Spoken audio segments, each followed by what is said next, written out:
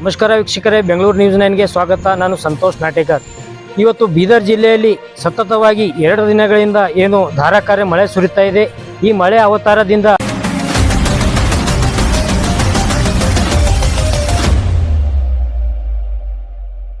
ನಾವು ಬೀದರ್ ಜಿಲ್ಲೆಯ ಭಾಲ್ಕಿ ತಾಲೂಕಿನಲ್ಲಿದ್ದೇವೆ. ತಾವು ನೋಡ್ತಾ ಇರ್ಬೋದು, ಏನು ಬೀದರ್ ಗಡಿ ಜಿಲ್ಲೆ, ಬೀದರ್ನಿಂದ ಏನು ಮಹಾರಾಷ್ಟ್ರಕ್ಕೆ ಹೋಗಬೇಕಾಗುತ್ತೆ.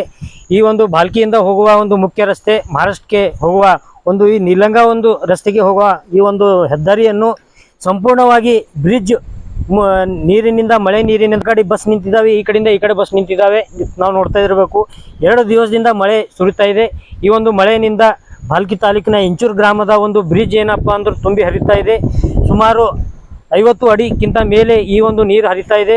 ಸಂಪೂರ್ಣವಾಗಿ ಏನಪ್ಪ ಅಂದರೆ ಶಾಲಾ ಮಕ್ಕಳಿಗೆ ಆಗಲಿ ಎಲ್ಲ ಏನಪ್ಪ ಅಂದ್ರೆ ಈಗ ಬೀದರ್ ಜಿಲ್ಲಾಧಿಕಾರಿಗಳು ಕೂಡ ಒಂದು 2 ದಿವಸನ ಶಾಲಾ ಕಾಲೇಜುಗಳಿಗೆ ರಜೆ ಘೋಷಿಸಿದೆ. ಆ ಕಾರಣದಿಂದ ಇವತ್ತು ಎಲ್ಲ ಮಕ್ಕಳು ಕೂಡ ಮನೆಯಲ್ಲಿದ್ದಾರೆ. ಆದರೆ ನಮಸ್ಕಾರ ವೀಕ್ಷಕರೇ, ಬೆಂಗಳೂರು ನ್ಯೂಸ್ 9ಗೆ ಸ್ವಾಗತ. ನಾನು ಸಂತೋಷ್ ನಾಟೇಕರ್. ಇವತ್ತು ಬೀದರ್ ಜಿಲ್ಲೆಯಲ್ಲಿ ಸತತವಾಗಿ 2 ದಿನಗಳಿಂದ ಏನು ಧಾರಾಕಾರ ಮಳೆ ಸುರಿತಾ ಇದೆ. ಈ ಮಳೆ ಅವತಾರದಿಂದ ಗಡಿ ಭಾಗವಾಗಿರುವ ಬೀದರ್ ಜಿಲ್ಲೆಯ ಭಾಲ್ಕಿ ತಾಲೂಕಿನಿಂದ ಏನು ಮಹಾರಾಷ್ಟ್ರ ಗಡಿ ಭಾಗಕ್ಕೆ ಹೋಗಬೇಕಾಗುತ್ತೆ. ಭಾಲ್ಕಿಯಿಂದ ಮಹಾರಾಷ್ಟ್ರದ ನಿಲಂಗಕ್ಕೆ ಹೋಗಬೇಕಾದರೆ ಈ ಒಂದು ಭಾಲ್ಕಿ ಹಾಗೂ ನಿಲಂಗ ಹೆದ್ದಾರಿಯಿಂದ ನಾವು ಹೋಗಬೇಕಾಗುತ್ತೆ. ಈ ಒಂದು ಸತತ 2 ದಿನ ಮಳೆಗಳಿಂದ ಈ ಒಂದು ಹೆದ್ದಾರಿ ಸಂಪೂರ್ಣವಾಗಿ ಇಂಚೂರು ಗ್ರಾಮದ ಒಂದು ಏನು ಬ್ರಿಡ್ಜ್ ಇದೆ ಸಂಪೂರ್ಣವಾಗಿ ಮುಚ್ಚಿ ಏನಪ್ಪ ಅಂದ್ರೆ ಮೇಲೆ ಒಂದು 20 ಅಡಿ ನೀರು ಏನಪ್ಪ ಅಂದರೆ ಹೋಗ್ತಾ ಇದೆ. 2 ದಿನಗಳಿಂದ ಸುರಿತಾ ಇರುವ ಮಳೆಯಿಂದ ಇನ್ನೂ ಮಳೆ ಬರುವ ಸಾಧ್ಯತೆ ಇದೆ.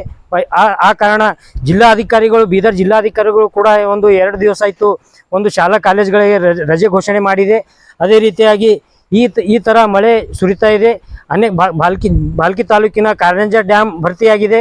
ಸುಮಾರು ಗೇಟ್ಗಳಿಂದ ನೀರು ಬಿಡಲಾಗುತ್ತಿದೆ. ಆ ನೀರಿನಿಂದ ಕಾರಣ ಕೂಡ ಈ ಒಂದು ಬ್ರಿಡ್ಜ್ನಿಂದ ನೀರು ಹೋಗ್ತಾ ಇದೆ. ಸಂಪೂರ್ಣವಾಗಿ 2 ದಿನದಿಂದ ಜನಜೀವನ ಅಸ್ತವ್ಯಸ್ತವಾಗಿದೆ ಅಂತ ಹೇಳಬೇಕಾಗಿತ್ತೆ. ಆ ಕಡೆಯಿಂದ ಈ ಕಡೆಗೆ ನೋಡಬೇಕಾದ್ರೆ ಆ ಕಡೆಯಿಂದ ಜನ ಅಲ್ಲೇ ಇದ್ದಾರೆ, ಈ ಕಡೆಯಿಂದ ಈ ಜನ ಇಲ್ಲೇ ಇದ್ದಾರೆ.